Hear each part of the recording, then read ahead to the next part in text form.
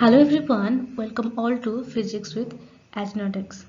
So, in this video we will discuss about some previous year DUVT physics question. So, let's begin. Here is our first question of this session, that is, a satellite is revolving round the earth at a height of 600 km. Calculate the time period of the satellite where radius of the earth is 6400 km and mass of the earth is 6 into 10 to the power 24 kg. And here the options are 7 into 10 to the power 3 second, 5.8 into 10 to the power 2 second, 7.0 into 10 to the power 2 second, and 5.8 into 10 to the power 3 second. Here is the earth and the satellite is moving around the earth, and the distance between the earth and the satellite is 600 km. Again, we know that the radius of the earth is 6400 km. So the distance between the center of the earth and the satellite is equal to 7000 km, that is 7 into 10 to the power 6 meter. So by applying the gravitational force, we can calculate the force as Fg is equal to capital G m1 m2 by h square, where capital G is the gravitational constant. Again, we know that the centripetal force of satellite is equal to Fc is equal to m2 v square by h. So by equating these two equations, we'll get that G m1 m2 by h square is equal to m2 v square by h. So by solving this equation, we can found that velocity v is equal to root over of G m1 by h. So by putting the value of capital G, H and M1, we'll found that we know that the value of G is equal to 6.67 into 10 to the power minus 11. H is equal to 7 into 10 to the power 6, and M1 is equal to 6 into 10 to the power 24. So by solving it, we can found that velocity v is equal to 7.56 into 10 to the power 3 meter per second. And here in the question it has been asking that what is the time period. So we know the formula of time period, that is capital T time period is equal to 2 pi by omega, and again we know that omega is equal to v by h. So by putting this, we can found that 2 pi into h by v is equal to 5.8 into 10 to the power 3 second. So our answer will be 5.8 into 10 to the power 3 second. Then here is our next question, that is, a particle moves in the xy plane according to the following conditions, that is x is equal to r sin omega t plus omega rt, y is equal to r cos omega t plus r, where omega and r are constant, and the maximum speed of the particle is. The options are v is equal to omega r root 2, v equal to 2 omega r, v equal to omega r, v equal to 2 root 2 omega r. We can see here that the particle moves in the xy plane with x is equal to r sin omega t plus omega rt and y equal to r cos omega t plus r. So our displacement vector will be r is equal to r sin omega t plus omega rt I cap plus r cos omega t plus r j cap. And we know that velocity is equal to dr by dt.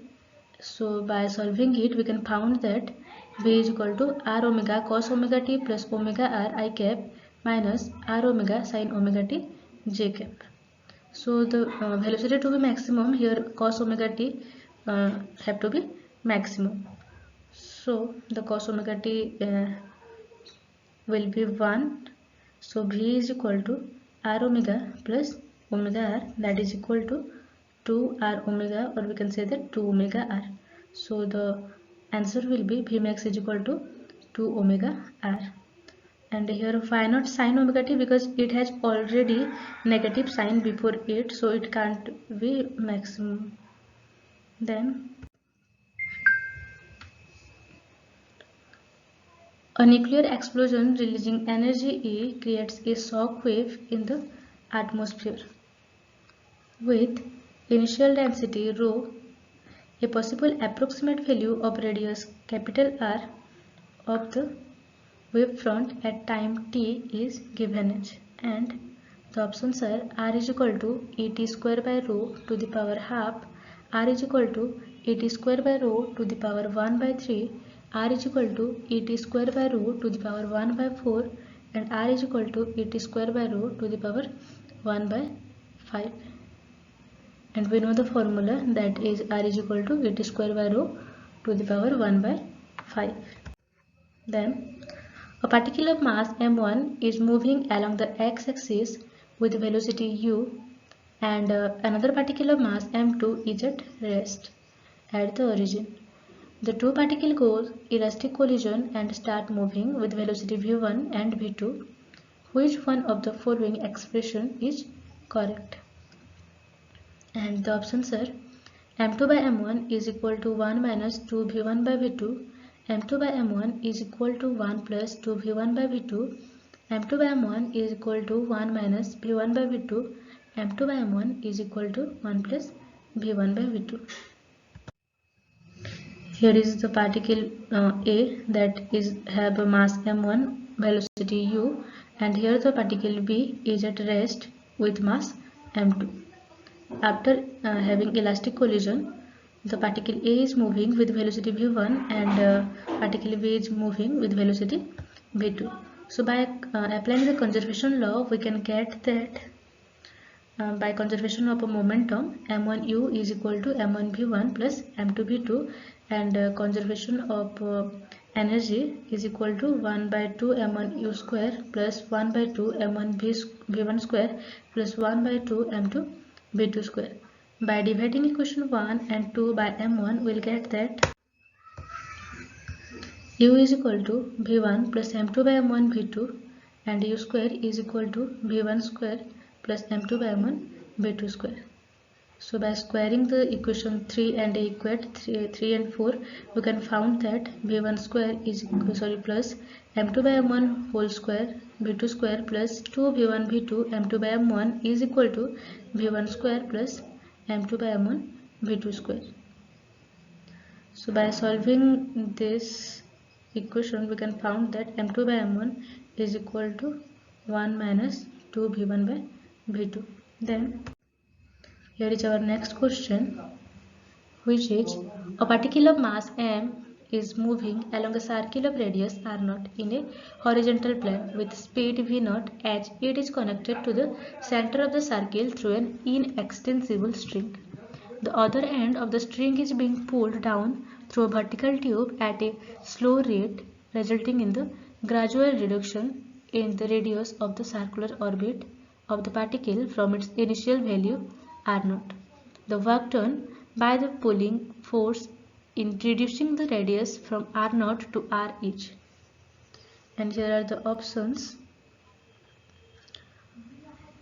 The solution will be, here is a particle moving along the radius, moving along the circumference of the circle, that is with radius r0, and by pulling the string, we can found that the radius reduces to r, and here we can found that r by r0 is equal to sin theta. Initially the tension on the string will be is T equal to mv0 square, that is by r0, and finally the tension become T sin theta is equal to mv square by r. So mv square is equal to, by putting the value of t from here, we can find that mv0 square by r0 into r sin theta. And again by putting the value of sin theta, we'll get that mv square is equal to mv0 square r square by r0 square. and the work done, that is change in energy, is equal to delta E is equal to E final minus E initial, that is half m v dex square minus half m v naught square, and the answer will be half m v naught square r square by r naught square minus 1. I hope you all enjoyed this session. Very soon we will come with further questions, and if you enjoy this session, then please do like, share and subscribe. Thank you.